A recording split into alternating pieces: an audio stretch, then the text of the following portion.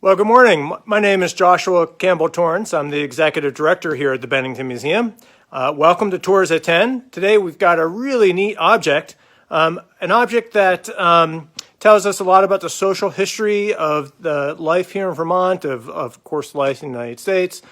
Also an object that in some ways would be out of favor with today's sort of standards and today's lifestyle choices, but nevertheless also shows that objects were made for very specific, interesting purposes. And so Callie is going to show us this really, really interesting object from our collection. Hi, I'm Callie Respuzzi, the collections manager here at the Bennington Museum, and today we're going to talk about the H.T. Cushman Company.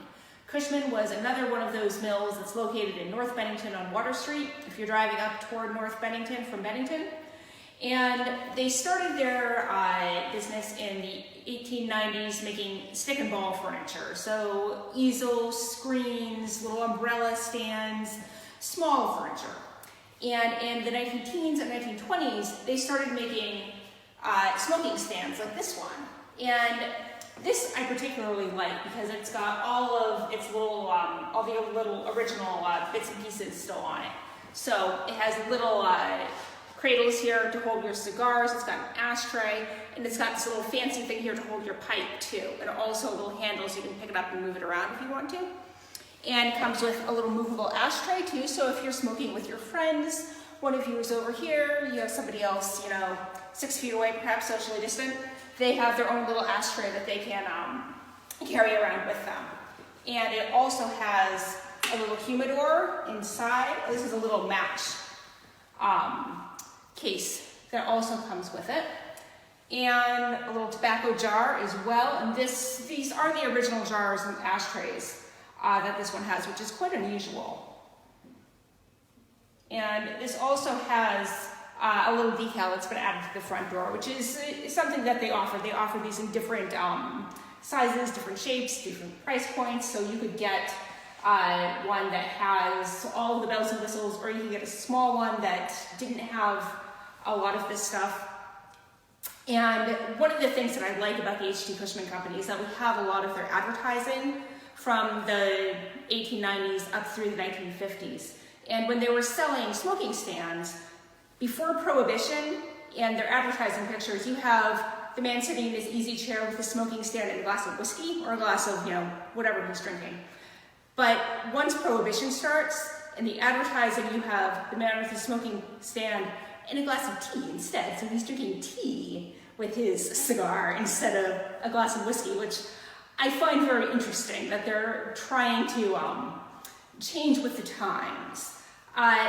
In the 1930s, this smoking stand business really wasn't as strong as it had been, so they started a new line of furniture called Cushman Colonial Creations, and they hired a designer named Herman DeVries and came up with this whole new line of furniture that ended up being enormously successful, and it's still very collectible today.